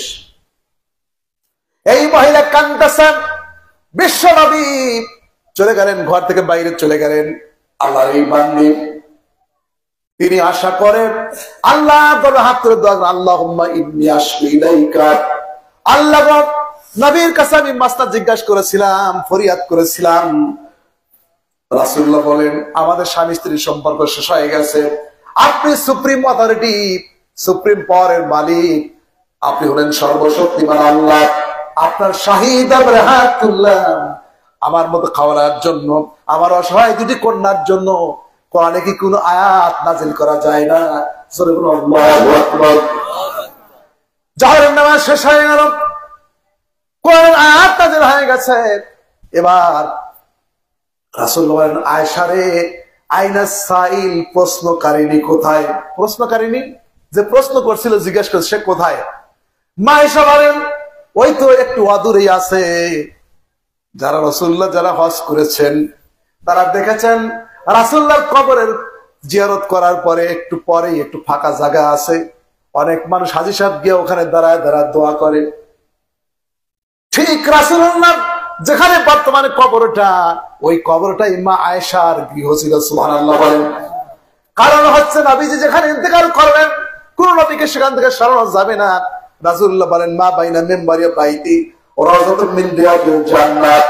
ও আয়েশা দুনিয়ার মুসলমানরা শোনো, আমি যে মেম্বারে বসে খুতবা দান করেছি ওই মেম্বার আর আমার এই ঘরখানা, আয়েশার এই ঘরখানা, এর মাঝের জায়গাটুকু আল্লাহর 8 টুকরা জান্নাতের একটা জান্নাত। সম্মানিত ভাইরা, রাসূলুল্লাহর সম্মানে আমার আল্লাহ দুনিয়ার মধ্যে এই জান্নাত দান করে দিয়েছে, বলেন সুবহানাল্লাহ। এবার মা আয়েশা বলছেন নবীজি ওই মহিলা এখনো যায় নাই, ওইদিকে দাঁড়ায় দাঁড়া কেন্দে কেন্দে কি যেন বলল, কয় ওকে নিয়ে আসো। ডাকতে বলে খাও না রে, আল্লাহ কোরআনের আয়াত নাজিল করে দিয়েছে। খাও না, দৌড়ে চলে গেল স্বামীর কাছে, প্রাণের স্বামী গো আসো আসো, আল্লাহ রাব্বুল আলামিন কোরআনের আয়াত নাজিল করে দিয়েছে। সুবহানাল্লাহ। স্বামী চলে আসলো, এবার আল্লাহর হাবিব কোরআন তেলাওয়াত করতেছে, ক্বাদ সামিআল্লাহু কাওলাল্লাতী তুজাদিলুকা ফী যাওজিহা ওয়া তাশতাকী ইলাল্লাহ। আল্লাহ পাক ইতিমধ্যে শ্রবণ করেছেন হাবিব আপনার সঙ্গে যে বাদানুবাদ করলো যে মহিলা তার স্বামীর ব্যাপারে, আর আল্লাহর কাছে অভিযোগ উত্থাপন করেছে, নবীর কাছে ফেল মেরে দোয়া করছে। কার কাছে? আল্লাহ তুমি সর্বময় ক্ষমতার মালিক, তোমার কাছে ফরিয়াদ করি, তুমি একটা ফয়সালা করে দাও। সুবহানাল্লাহ। আল্লাহ পাক বলেন আলাইসাল্লাহু বিআহকামিল হাকিমিন। আল্লাহ বলেন সবচাইতে বড় বিচারক, জোরে বলেন সুবহানাল্লাহ। আমার আল্লাহ কত বড় দয়াময়। আল্লাহ পাক বলেন হাবিব আপনার রব শ্রবণ করেছেন ওই মহিলার বক্তব্য, যেই মহিলা ইতিপূর্বে আপনার সঙ্গে একটু বাদানুবাদ করলো আর তার স্বামীর ব্যাপারে, আর আমি আল্লাহর কাছে, আমার কাছে আল্লাহর কাছে অভিযোগ উত্থাপন করেছে। উভয়ের কথাগুলা শুনেছি গো হাবিব, আপনার আল্লাহ শ্রবণ করেছেন, আল্লাহ সব শোনেন, আল্লাহ সব দেখেন। সুবহানাল্লাহ। কোন হাবিব আমি বলছি, এবার শোনা দেন দুনিয়ার মানুষকে। আল্লাযীনা ইউযাহিরুনা মিনকুম মিন নিসাইহিম, যারা জেহার করে বসবে, মানে স্ত্রীকে মা বলে, যারা স্ত্রীকে মা বলে ডাকবে, এরকম ঘটনা যদি কেউ ঘটায়, মাউন্না উম্মাহাতিহিম, মুখ বলে যদি বউকে মা বলে ডাকে, মুখ বলে ডাকলেই বউ কোনোদিন মা হয়ে যাবে না। সুবহানাল্লাহ। কি কঠিন ফতোয়া যে বউকে মা বলে ডাকলেই বউ কি হবে না? মা হবে না। কেন হবে না? আল্লাহ বলতেছেন, আল্লাহ বলেন বউ কোনদিন স্ত্রী কখনো মা হবে না। আল্লাহ বলেন ইন উম্মাহাতুহুম ইল্লাল্লাহি ওয়ালাদনাহুম, মা তো সেই মহিলা on who conceive child inheritance, যে কিনা জরায়ুর মধ্যে পেটে সন্তান ধারণ করে, সেই হলো মা। দুনিয়ার কোন স্বামী বউয়ের পেটে ধারণ হয় নাই, ঠিক কিনা বলেন? আমি আপনি বোর পেটে আছি, কার পেটে? মায়ের পেটে। আল্লাহ বলতেছেন মা তো সেই মহিলা যে পেটে সন্তান ধারণ করে, বউ তো পেটে সন্তান। কতগুলো শাশুড়ি মনের দিকে কয় মিয়া লোক দেখ কেবা লাগাইছে, মনে হয় অতি পেটে ধরছিল, আছে না? স্বামী বিদেশ থাকে, মা রোজা রাখে, বাবা রোজা রাখে, আমার বেটা কবে ফেসে দেশে ফিরবে? মা খায় না, ঘুমায় না, ছেলে দেশে নাই, বাড়িতে নাই, ঘুম হয় না। কিন্তু যখন বিদেশ থেকে আসবে শাশুড়ির বিটি শালিক অর্থাৎ শেলিকাকে, ছোট বোনটাকে কয় আয় তোর দুলাভাই আসবে অমুক দিন। শালকে ডাকে, কয় বিমানবন্দরে তুই যাবি, অর্থাৎ ভাই বোন দুইটাই যাবি। ছোট দেবরটা কয় ভাবি ভাইকে আনতে আমিও কিন্তু যাবো। কয় তোমার যাওয়া লাগবে না, কথা কন না, এটা মসিপুরে নাই, অন্য গ্রামে আছে না নাই? শাশুড়ির বিটি নিজেও যাবি, ছোট ভাইটাও যাবে, বোনও যাবে, কিন্তু ওই যে নিজের ছোট ভাই, স্বামীর যে ছোট ভাইটা, ছোট বোনটাকে বলে না তোমার যাওয়ার দরকার। সুটকেস ব্রিফকেস ভরে বিদেশ থেকে আসছে, কান ভারী করছে, সেদিকে ডাক দে কয় দুলা ভাই আপা আপনি যাওয়ার পর থেকে ঠিক মতো খায় না। ও খাইছে, আর আমার ঘর এক লোক কইছে যে আমার ঘরে মাতালি নামা রইলাম না, মেয়ে লোকরা কলা রাইটে কলা আর বাটা খেতেছে। কথা বলছেন ভাই, লাজিরা কি আসছিল ভাই, আশা নেই কথা কইছে। কথা হইলো যে মহিলা ধরেন খাইছে খালি, আর মা না খায় রোজা থাকছে, ঠিক না? রোজা রাখছে কে? মা। আর সেদিকে কি কইতেছে, কয় দুলা ভাই আপনার বিদেশ যাওয়ার পর থেকেই আপা ঘুমায় নাই, ঠিক মতো খায় নাই। এবার শ্বশুর শাশুড়ি আগেই হাজির, শাশুড়ির মা আর শাশুড়ির বউয়ের মা আর বউয়ের বাপ, শ্বশুর শাশুড়ি তারাও হাজির, শালক শালিকাও হাজির। বুড়া বাপ মা বারান্দায় বসে আছে, সুটকেস ব্রিফকেস বইরা নামাইছে। ছেলের মন চায় আব্বা আম্মার ঘরে যাবে, কিন্তু শাশুড়ি বিটি এমন করে তাকাইছে, বলদটা আর যায় সাহস পায় না। এই জাতীয় বলদ মার্কা বেটা সওয়াল আছে না নাই? কথা কন না কেন? বিয়ে করার পরে এখন মা খারাপ, বিয়ে করার পরে এখন বাপ খারাপ। কয় যে আমার বাপের কোল মাথায় একটু খারাপ, বেশি পেঁচাল পারে। বাসর ঘরেই বলে বুক যে আমার বাপ কোল একটু পেঁচাল পারে। আমার ভাইটার কিন্তু হাতটা সেদর। আগে কোনোদিন ভাইয়ের পকেটের টাকা চুরি হয় নাই, শাশুড়ি বেশি আঠার পরে এখন টাকা চুরি হয়, দেবর আর ননদ মারি খায়। কথা কন। বুড়া মা কান্দে আর মনে মনে চিন্তা করে, আহারে আমার বেটা বুঝতো না। সোনার ভাইরা, আমার বন্ধুরা, এবার ওই মহিলা স্বামীকে নিয়ে যখন নবীজির দরবারে চলে গেলেন, আল্লাহ পাক বলেন, হাবিব বলে দেন, যদিও সে ভুল করেছে, বউরে মা বলে ডেকেছে, কিন্তু দুনিয়ার কোন স্ত্রী পুরুষের মা না, মা তো সেই মহিলা যে মহিলা পেটে সন্তান ধারণ করে। সুবহানাল্লাহ। তবে ওই যে একজন কয় হুজুর একটা মাস্টা জিজ্ঞেস করবে চাই, তো বাবা বলো। লোকজন বসে তো একটু একা একা জিজ্ঞেস করো, মনে করছে যে যুবক ছেলে হয়তো কোনো শারীরিক সমস্যা, চাষে শাশুড়ি কি লিখে করা যাবে? কয় বাবা রে, তোর কি এইটুকু মস্তে এত মানুষ থাকতি চাষি শাশুড়ি লিখে করা লাগবে? কাণ্ড জায়েজ, কিন্তু খুষ্ট হয় কাণ্ড। অর্থাৎ চাচা শাশুড়ি মরে গেছে, চাচা শ্বশুর মরে গেছে, এখন বিধবা, বোঝেন নাই? আল্লাহ পাক বলেন, وَإِنَّهُمْ لَيَقُولُونَ مُنكَرًا مِنَ الْقَوْلِ وَزُورًا। কয় যে বউ তোমার তালাক হয় নাই ঠিকই, কিন্তু ওই যে এক লোক খালি বউ ধরে ধরে মারে। বউর পর রাগ হয়েছে, বউ মানে মাইরের ঠেলায় কুলোয়ার পার না, গাছে উঠছে। তো লোকটা আবার গাছে উঠতে পার না, কিন্তু বউ গাছে উঠছে, মানে গাছে ওটা জানে না। বিপদে পড়ছে, কি করবি? বিড়াল ঠেলায় বললি কোথায় ওঠে? গাছে উঠছে। কারণ ও রাগ তো মিটতেছে না, ও কান মারবি। কয় মিয়া লোক, তুই গাছে থাকলে তুই তালাক, তাহলে তো নামা লাগবি। গাছে থাকলে কি? গাছ থেকে নামতেছে। কয় তুই যদি মাটির পড়িস, তুই যদি মাটিস নামিস, তাও তালাক। কোথায় যাবো? মহিলা চিন্তা করলো কোথায় যাবো, লাভ দিয়া পুরুষটার ঘাড়ের বার পড়ছে। মৌলবীদের কাছে প্রস্তাব বুঝতে গেছে যে গড়টা কি, এর তালাক হচ্ছে, করে যে না তালাক হয়নি। তুমি কইছো গাছে থাকলে তালাক, মাটির পড়লেও তোমার গাড়ে পড়ছে, তুমি গাড়ি এখন করবা। কথা বুঝছে? তাহলে যা খুশি তাই কি বলা যাবে? এই জিব্বা দিয়ে কথা বলে পরের মেয়েকে ঘরে নিয়ে আসতেছেন, সে আপনার স্বামীর সংসার করতেছে সব মায়া ত্যাগ করিয়া। আবার এই একটা শক্তি আল্লাহ দিছে, এই রাগ করে ঘুরে ঘুরে ওই ওই কথাই কোয়া লাগবে। কথা কন না কে? এক মুরব্বী করতেছে, বাবুরে তোমার চাষির হাতে যখন পারি না, তখন আমি আস্তে করে একটা কথা কই, এই মিয়া লোক তুই কত তিন কথার মানুষ। কয় বাবু ওই সুরসুর নয় তাকে। কলাম বাবু ওইটুকুই থাকি না, আর সে বেশি থাকি আর করেন না কিছু। কয় না বাবু ওইটুকু দিয়ে খাওয়া পড়া যায়, মানে উল্টো করে দাওয়া ধরছি তাই ভয় খাইছে, বসেন নাই।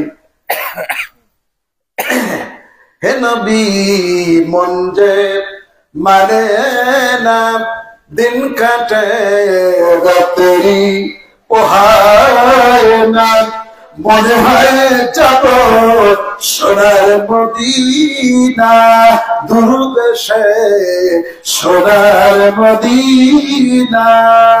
ইয়া নবী সালাম আলাইকা, ইয়া রাসূল সালাম ইয়া হাবিব সালাম আলাইকা, সালাম दीदारो जी के तमन्ना, दिल में है वही तराना, वो कैसे मदीना जाना, बेकर है दिले दीवाना। या नबी सलाम अलैका, या रसूल सलाम या हबीब सलाम अलैका, सलाम। সম্মানিত ভাইরা, আল্লাহ পাক বলছেন তুমি যখন তোমার স্ত্রীকে মা বলে ডাকবা, কাজটা তো ফাউল, কাজটা খুশটা কাজ।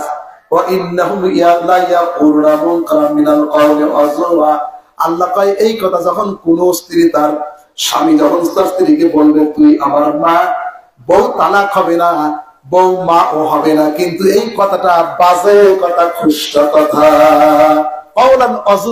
এটা অনুচ্চার্য গর্হিত কথা, অত্যন্ত খারাপ কথা। অত্যন্ত কি কথা? সিদ্ধান্ত দিতেছেন কে? আল্লাহ। সুপ্রিম কোর্টে গেছে, হাইকোর্ট থেকে কোর্টে গেছে সুপ্রিম কোর্টে। এর দ্বারা প্রমাণ হয় নবী গায়েব জানে না। নবী কি জানে না? নবী যদি গায়েব জানতো, কারণ ফজরের সময় রাসূলুল্লাহ ফতুয়া দিল, জহরের সময় আল্লাহ সেই ফতুয়াটা উল্টো ফেলাইলো। কথা বলেন না কেন? নবী যদি গায়েব জানতেন তাহলে এটা বলতেন না। রাসূলুল্লাহকে ইহুদিরা প্রশ্ন করলো রুহু কাকে বলে, জুলকারনাইন কি? উনি বললো আগামীকাল বলবো। কাফেররা যায় আর কয় যে কঠিন প্রশ্ন করছি, পাইলো না, কালকে কবে চাইছে, কাল আসবো ন, সকালবেলায় ওখানে ঘুমায় না, বরে আছে আব্দুল্লাহ বেটা মোহাম্মদ সাল্লাল্লাহু আলাইহি ওয়াসাল্লাম, ওঠো কছিলে যে কাল কবে।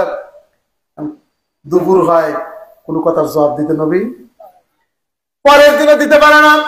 3 দিন যায়, 7 দিন যায়, কথার কোনো জবাব দিতে পারে না। ওরা হাতে তালি মেরে কয় মুহাম্মাদের কাছে একটা জেন ছিল, খুশটা একটা জেন, জেন তাকে ছেড়ে চলে গেছে, জীবনেও আর গায়েবের কথা বলতে পারবে না। কারণ নবী যদি গায়েব জানতো তাহলে সাথে সাথে জবাব দিতে পারতো। নবী আশা করেছিল আল্লাহ ওহী করে দিবে, কিন্তু আল্লাহ ওহী করে নাই। আল্লাহ 7 দিন পরে, মতান্তরে 14 দিন পরে কোরআনের আয়াত নাযিল হলো। আল্লাহ পাক বলেন, হাবিব যদি কেউ কোনো প্রশ্ন করে আর আপনি যদি বলেন আগামীকাল বলবো, অবশ্যই বলেন ইনশাআল্লাহ আগামীকাল বলবো। কি করব? ইনশাআল্লাহ আগামী করবো। আল্লাহ যদি কবের দেয় তো কবের পারবো, আমার তাছাড়া উপায়। বোঝা গেল?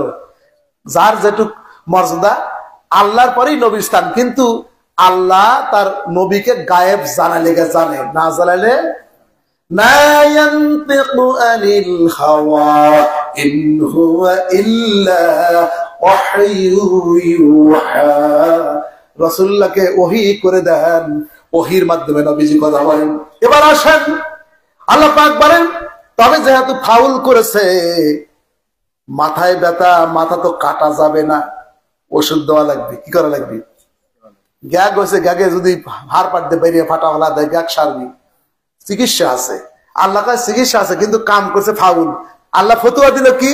দরবারে সিদ্ধান্ত হয়ে গেছে, কাম ফাউল হয়েছে তোমার, কি করা লাগবে বুঝতে চাও না? গেরি লোক লাভ দিয়ে যা পায় ধরে, কয় হয়ে গেছে বিচার। কথা কর নাকি? আর কথা বাজাবি আর খালি ঠকবি। আল্লাহ কইতেছে কামটা ফাউল হয়েছে। কি হয়েছে?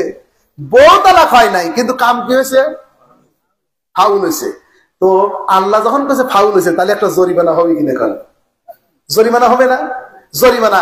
তাহলে ফতুয়া দিতেছেন কে? আল্লাহ পাক। সুতরাং ফতুয়া কোন পার্লামেন্টে হয় না, ফতুয়া কোন কোর্ট কাছারি হয় না, ফতুয়ার মালিক কে? আল্লাহ। সুতরাং আল্লাহুম্মা লা ইয়াকসি ওয়া লা ইউকসা আলাই। আল্লাহ তুমি ফতুয়া দাও, তোমার উপর ফতুয়া চলে। ফতোয়া দেওয়ার মালিক আমার কোরআন, আমার রাসূল। দুনিয়ার কোন আইন দিয়া কোরআন হাদিসের আইনকে বাধা যাবে না, কারণ কালিমাতুল্লাহি হিয়াল উলিয়া, আল্লাহর কালিমার দাম সবচাইতে বেশি। সুবহানাল্লাহ বলেন। ভেড়া দিয়ে কি হাতি বাধা যাবে? আল্লাহর কোরআন, নবীর হাদিস সকলের উপরে। এই দুনিয়ার আইন দিয়া কোরআন হাদিসের আইনকে পরিবর্তন করা যাবে না। সবকিছুর সমাধান মহাগ্রন্থ আল কোরআন। আল্লাহ বলেন ইন্নাল্লাহু আফুন গাফুর, আল্লাহ দয়াশীল, আল্লাহ ক্ষমাকারী। সুবহানাল্লাহ। আল্লাহ যদি ক্ষমা না করতো, এই যে পেশাব পায়খানা হাতে যদি ভরে, আল্লাহ যদি কইতো হাত কেটে ফেলাও, কিছু কি করার ছিল? কয় না বান্দা, অত কষ্ট দেব না, চামড়াও চাচা লাগবি, তোমরা ধুইয়ে ভালো। সুবহানাল্লাহ। আল্লাহ কত বড় দয়ালু। আল্লাহ পাক বলেন এবার জরিমানা হবে, কি হবে? والذين يظاهرون من نسائهم ثم يعودون لما قالوا فتحرير رقبة من قبل أن يتماسا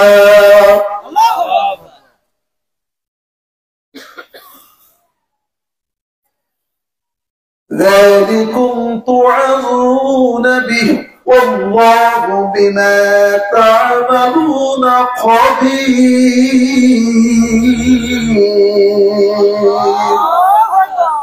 আল্লাহ পাক বলছেন যদি স্ত্রীকে তোমরা জেহার করো, প্রথম নাম্বার ওই স্ত্রীকে যদি আবার ঘর করতে চাও, প্রথম দায়িত্ব হলো গোলাম মুক্ত করে দাও। কি করো? এখন এই বুড়া কয় হুজুর আমার বাড়িতে কোনো গোলাম নাই, আমি কি মুক্তি করব? কয় কিনে দাও। কি করো? কয় কেনবো, সে সামর্থ্য আমার। বুঝেন কর সময় ফট করে কইছে। আর আল্লাহ কয় কি করো? গোলাম মুক্ত করো। কয় হুজুর আমার বাড়িতে কোনো গোলাম নাই যে আমি মুক্ত, দাস মুক্ত করব। কয় কিনে আইনে মুক্ত করো। কয় সে সামর্থ্য, টাকা পয়সা আমার। মনটা খারাপ করে আছে। আমার আল্লাহ পাক কত দয়ার মালিক, রহমান, আল্লামাল কুরআন, খালাকাল ইনসান, আল্লামাহুল বায়ান।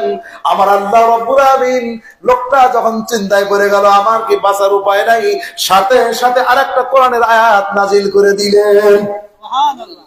আল্লাহ পাক দ্বিতীয় নাম্বার অপশন দিচ্ছে, فمن لم يجد فصيام شهرين متتابعين من قبل أن يتماسا। ও আওস, 2 নাম্বার সুযোগ তোমাকে দিলাম, একটা 2 মাস রোজা রাখা লাগবে। কয় মাস?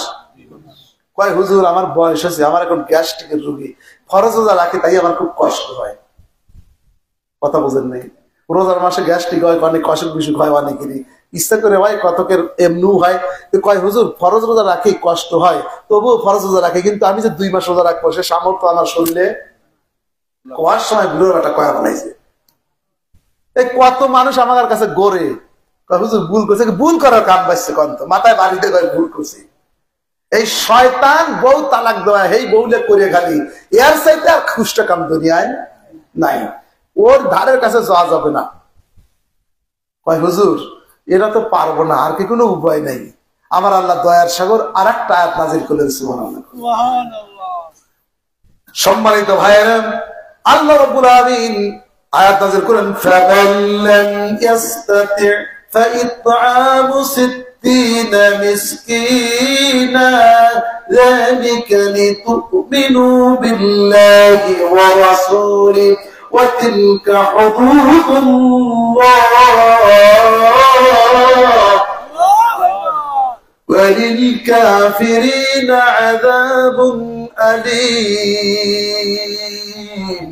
আল্লাহ পাক বলছেন যদি গোলাম মুক্ত করতে না পারো, 2 মাস একটা রোজা রাখো, 59টা রাখার পরে যদি একটা ভাঙে আবার 60টা রাখা লাগবে। কি কঠিন মাসলা। এটাও যদি না পারো 60 জন মিসকিনকে খানা খাওয়া দাও। সুবহানাল্লাহ। কোন লোকটা কয় হুজুর তাও তো আমি পাইলে চাই না। এখন বউ কিনে দে গুঁতো দেয় আর কয় যে তুমি 30 জনের খাবার দাও, আমি 30 জনের দেবো, তাও সংসার ঠিক। সুবহানাল্লাহ। এইভাবে আমার আল্লাহ পাক সংসারটি গেলেন। আমার একটা প্রশ্ন, যে প্রথমত রাসূলুল্লাহর কাছে বললেন, নবীজি ওই কথাই বললেন নবী যেটুক জানেন, কিন্তু আল্লাহ পাক আলিমুল গায়েব, আল্লাহ পরে আয়াত নাযিল করে সংশোধন করেন। ওয়াল্লাহুল্লাযী লা ইলাহা ইল্লা হু আলিমুল গায়বি ওয়াশ শাহাদাতি হুয়ার রাহমানুর রহিম।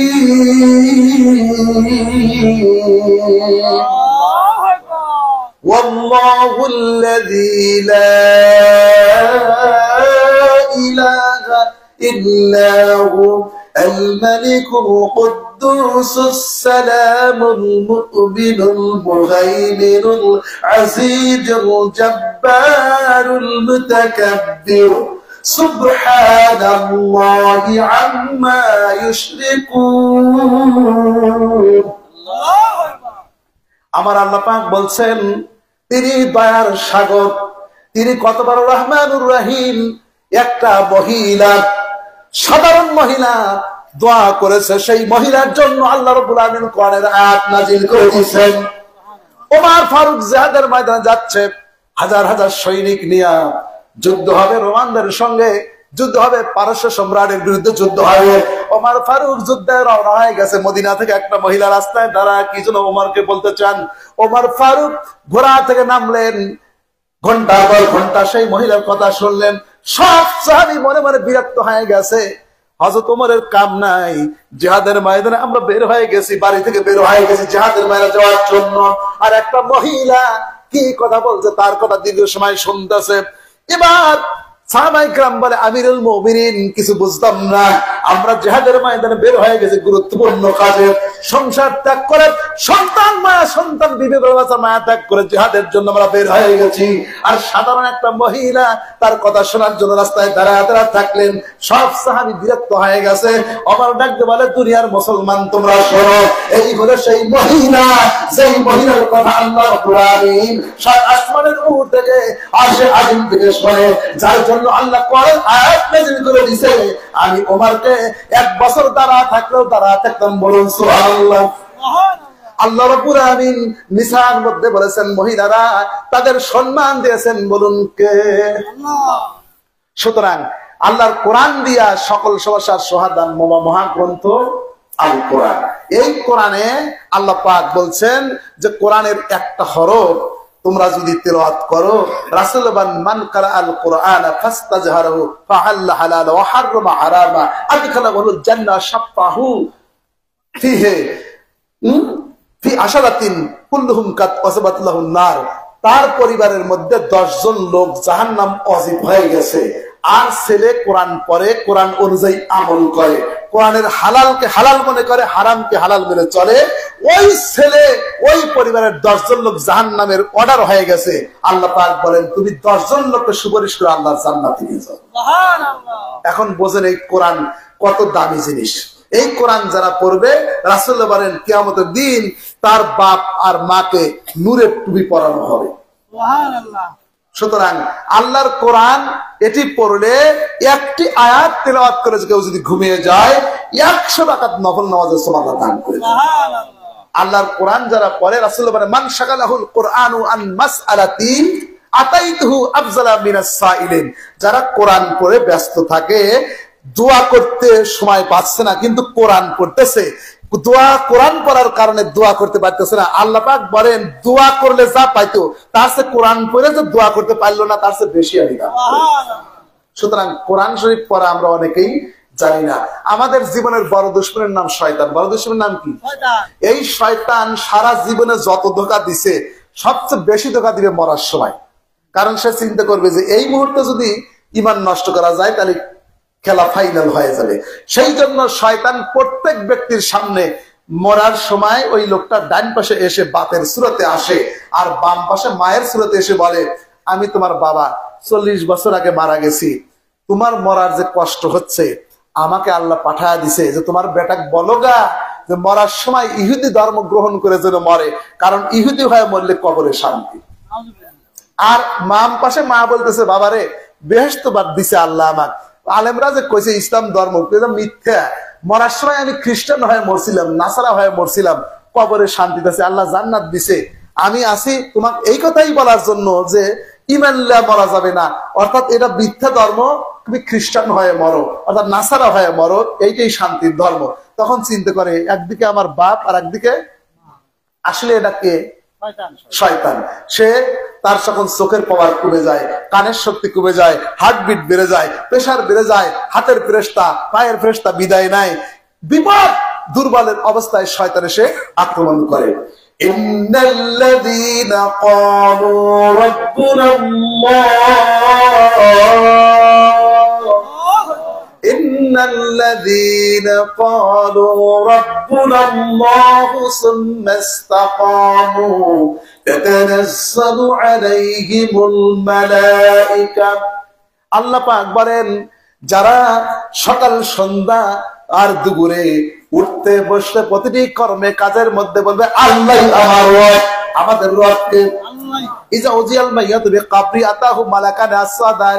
মানুষকে যখন কবরে রাখা হবে, মুনকার নাকির ফেরেশতা কবরে ঢুকে তাদের নীল বর্ণ চক্ষু হবে, এবং ভয়ঙ্কর চেহারা নিয়ে কবরের মধ্যে বলে মার রব্বুক, কে তোমার রব। বান্দা থরথর করে কাঁপতে থাকবে। হাদিসের ব্যাখ্যার মধ্যে আছে ফেরেশতারা নখ দিয়ে আর দাঁত দিয়ে কবর খনন করবে, আল্লাহর বান্দার কবরটা থরথর করে কাঁপতে থাকবে। ইসলিসানি ইউকাদানি বিহি, বগলে হাত দিয়ে ঝাঁকুনি মেরে বলবে মার রব্বুক, কে তোমার রব। আল্লাহ পাক বলে ইন্নাল্লাযিনা ক্বালু রাব্বুনাল্লাহ সুম্মা ইসতাকামু তাতানাজ্জালু আলাইহিমুল মালায়েকা, যারা বলবে আল্লাহই আমার রব, আমাদের রবকে। সেই কারণে আল্লাহ পাক বলেন বান্দা পাঁচ ওয়াক্ত নামাজের মধ্যে তোমরা বলো আলহামদুলিল্লাহি রাব্বিল আলামিন, আল্লাহু আকবার, আলহামদুলিল্লাহি রাব্বিল আলামিন। আল্লাহই আমাদের রব, আমাদের রবকে, আল্লাহ রবকে যেন ভুলে যেতে না পারি, রবকে যেন ভুলে না যাই, সেই জন্য আল্লাহ সূরাতুল ফাতিহা নামাজের মধ্যে বাধ্যতা করে দিয়েছে। সকল নামাজের শুরুতেই রবের পরিচয় আছে না নাই? আর রাসূলুল্লাহকে কবরে হাজির করা হবে আর বলা হবে মা কুনতু তাকুলু ফি হাযার রাজুল আল্লাযী বুইসা ফীকুম, এই রাসূল তোমাদের মাঝে প্রেরণ করা হয়েছিল, এই মহান ব্যক্তিটি, তার সম্পর্কে তোমাদের কি ধারণা?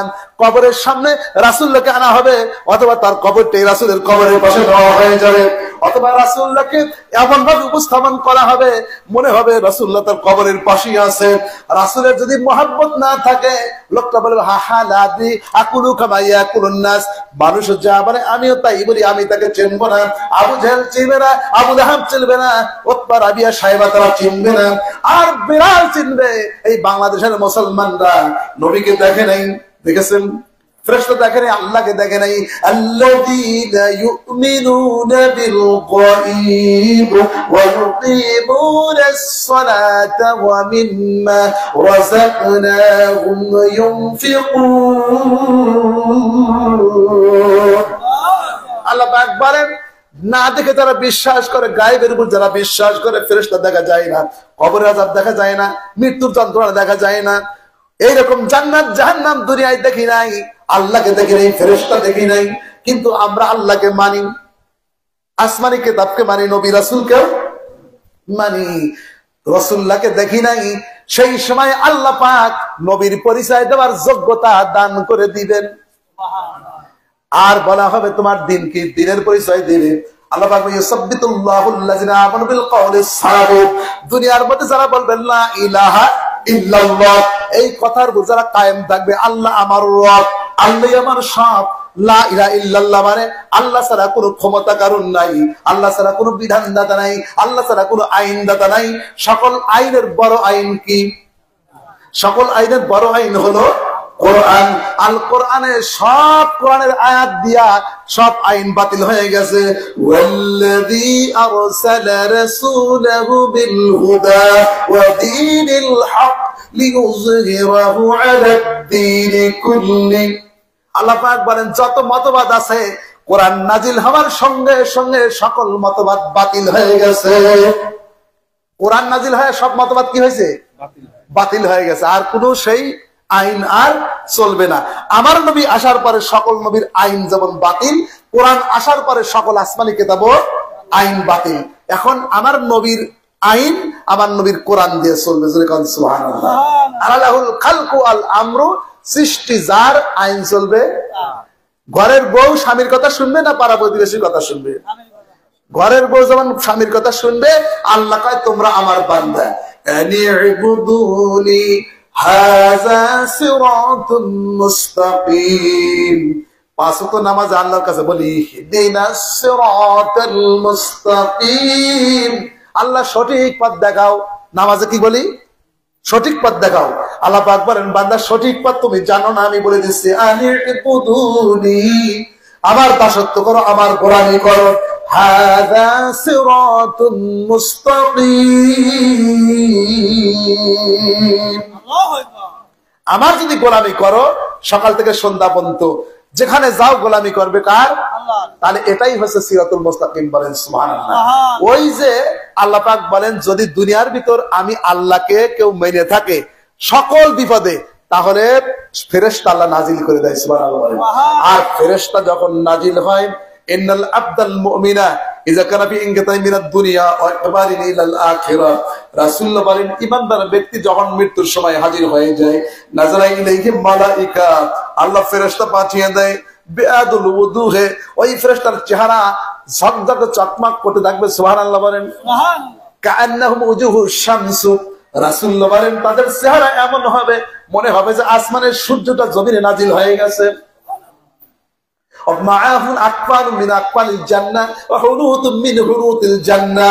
ওই লোকটা ফেরেশতাদের সামনে কাফনের কাপড় থাকবে, সাদা কাপড় থাকবে, ওই সাদা কাপড় জান্নাত থেকে ফেরেশতারা নিয়ে আসবে। এখন অপারেশন করার জন্য আর ইনজেকশন দেওয়া লাগে না, মুখের সামনে একটা কাপড় ধরে অ্যানেস্থেসিয়া হয়ে যায়।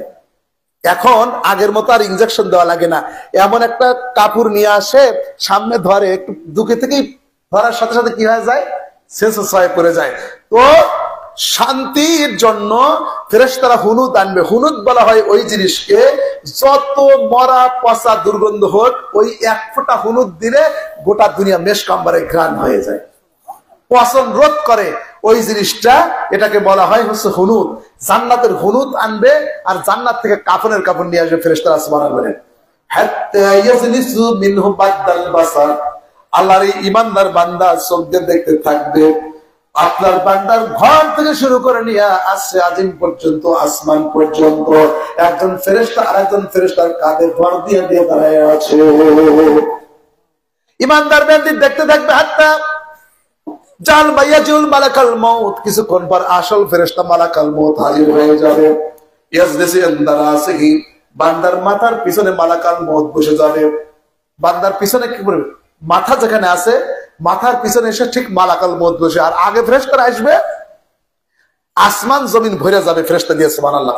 তাদের চেহারা সূর্যের মতো ঝকমক করবে, আর জান্নাতের কাপড় থাকবে, আর জান্নাতের সুঘ্রাণ থাকবে, বলেন সুবহানাল্লাহ। এরপরে মালাকাল মউত হাজির হয়ে যাবে। মালাকাল মউত, ইয়া আইয়াতুহান নাফসুল মুতমাইন্না উখরুজি ইলা রাব্বিকুম উখরুজি ইলা মাগফিরাতিন মির রাব্বিকুম ওয়া রিদওয়ান, আল্লাহর ক্ষমা আর সন্তোষের দিকে তোমরা ধাবিত হও। এই কথা বলবেন। আল্লাহর হাবিব বলেন তাসিলু, রূহটা পড়তে থাকবে, কামা তাসিলু কাতরাতু মিনাস সিকায়ে, বোতলের মধ্যে যদি পানি থাকে আর বোতলের যদি মুখটা খুলে দেওয়া যায় আর পানি যদি ঢালে, যেমন প্যাডালিং করে আস্তে আস্তে পানি টাপুর টুপুর করে পড়ে, বোতল খুলে দিলে যেমন পানি পড়তে থাকে ধীরে ধীরে, আল্লাহর বান্দাকে যখন মালাকাল মউত বলবে তুমি রূহটা বের হও, এতে সাথে বৃষ্টির পানি যেমন ফোঁটা ফোঁটা করে পড়ে, ইমানদার ব্যক্তির রূহটা ওইভাবে বের হয়ে যাবে, সুবহানাল্লাহ বলে। পাত্র থেকে কাট করে দিলে, এরকম করে যদি কাট করে দেওয়া যায় যেরকম করে ফোঁটা ফোঁটা পরে, রাসূলুল্লাহ বলেন যে ওই রকম ইমানদার ব্যক্তির রূহটা পাত্র থেকে কাট করে যেমন ফোঁটা ফোঁটা পড়ে যায়, ইমানদার ব্যক্তির রূহটা আরামে বের হয়ে যায়। সম্মানিত ভাইয়েরা, ওই যে ফেরেশতা যখন নাজিল হয়, ফেরেশতা বলবে তাতানাজ্জালু আলাইহিল মালায়েকা আল্লা তাখাফু, বান্দা ভয় করো না, don't be disappointed, don't get upset or worried, ভয় করো না, নাহনু আউলিয়াউকুম ফিল হায়াতিদ দুনিয়া ওয়া ফিল আখিরাহ। বান্দা শোনো, দুনিয়ার মধ্যে আমরা ফেরেশতারা তোমাদের সাথে ছিলাম। ফেরেশতারা কোথায় ছিল?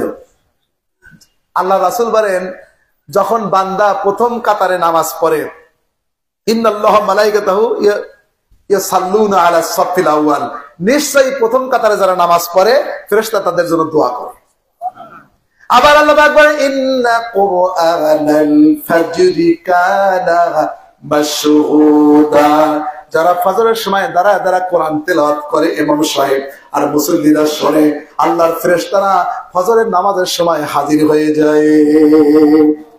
সুতরাং এই ফেরেশতারা বললেন, ও ঈমানদার বান্দারা, ভয় নাই, দুনিয়ার মধ্যে আমরা তোমাদের সাথেই ছিলাম, কবরেও সাথে থাকবো, হাসরের ময়দানেও সাথে থাকবো, জান্নাত পর্যন্ত সাথে থাকবো। সুবহানাল্লাহ। এই কথা যখন ফেরেশতারা বলবে, টাকা দেখবে ওই যে মা আর বাপ শয়তান হাজির হয়েছিল, মাও নাই বাপও নাই, কারণ ওরা তো আসল বাপ মাও না, ওরা তখন পলাতে থাকবে। লোকটা টাকা দেখবে, এইটা আমার বাপও না মাও না, চেহারা ভিন্ন হয়ে যায়। বলেন সুবহানাল্লাহ। সেই জন্য আল্লাহ পাক বলেন, যারা ইমানদার ব্যক্তি, দুনিয়ার ভিতর যারা ইমান রক্ষা করেছে, ইমান রক্ষা করার জন্য ঘুষ খায় নাই, সুদ খায় নাই, অন্যায় করে নাই, অপচার করে নাই, মিথ্যা সাক্ষী দেয় নাই, আলঠার নাই, জমির আইল পরিবর্তন করে নাই, খাদ্য ভেজাল যায় নাই, অন্যায় করে নাই, আল্লাহকে মেরেছে হক বলে, জীবনের চাকরি চলে গেছে, এরপরে ছেলের সন্তানের চাকরি চলে গেছে, বাবার ফাঁসি হয়েছে, তিনি চলে গেছে, কত অন্যায় জুলুম সহ্য করেছে, কিন্তু আল্লাহকে ভুলে যায় নাই। আল্লাহ পাক বলেন, আমি আল্লাহ কথা দিলাম, কবরের মধ্যে ফেরেশতারা যখন প্রশ্ন করবে, প্রশ্নের জবাব দেওয়ার শক্তি আমি আল্লাহ রাব্বুল আলামিন দান করে দেব। শুধু তাই নয়, যখন তোমার মৃত্যুর যন্ত্রণা শুরু হয়ে যাবে, একটা পায়ের সঙ্গে আর একটা পা লাগবে, পাটা তুমি পৃথক করতে পারবে না, কথা বলার শক্তি হারা ফেলবা, করুণ অবস্থা হবে, আমি আল্লাহ রাব্বুল আলামিন তোমার জবান দিয়া কালেমা জারি করে দেব। রাসূলুল্লাহ বলেন, মান কানা আখিরু কালামি লা ইলাহা ইল্লাল্লাহ দাখালাল জান্নাহ, যার জীবনের শেষ কথা হবে লা ইলাহা ইল্লাল্লাহ, সে আল্লাহর জান্নাতি। সাহাবায়ে কেরাম বলে, হুজুর, অনেক মানুষ আছে মুখ দিয়ে কালেমা পড়বে, মানে জবান বন্ধ হয়ে যায়, জ্ঞান থাকে না, 2-3 দিন আগেই তো অসুস্থ হয়ে যায়, জ্ঞানই থাকে না, এরকম আছে না? তো সে কিভাবে কালেমা পড়বে? রাসূলুল্লাহ বলেন, মান মাতা ওয়া হুয়া ইয়ালামু আন্নাহু লা আশহাদু আন্না ইলাহা ইল্লাল্লাহ ওয়া আন্না মুহাম্মাদুর রাসূলুল্লাহ, যদি কোনো ব্যক্তি মারা যায় আর মরার আগে মনে মনে জানে যে আল্লাহ একজন, নবী হচ্ছে আল্লাহর রাসূল মুহাম্মদ সাল্লাল্লাহু আলাইহি ওয়াসাল্লাম, এটা যদি বিশ্বাস করে, আল্লাহ পাক তাকেও জান্নাত দান করবেন। আল্লাহ পাক এই কথাগুলো মানার তৌফিক দান করুন, আমিন। আস্তাগফিরুল্লাহাল্লাযী লা ইলাহা ইল্লা হুয়াল হাইয়ুল কাইয়্যুম, লা হাওলা ওয়া লা কুওয়াতা ইল্লা বিল্লাহ।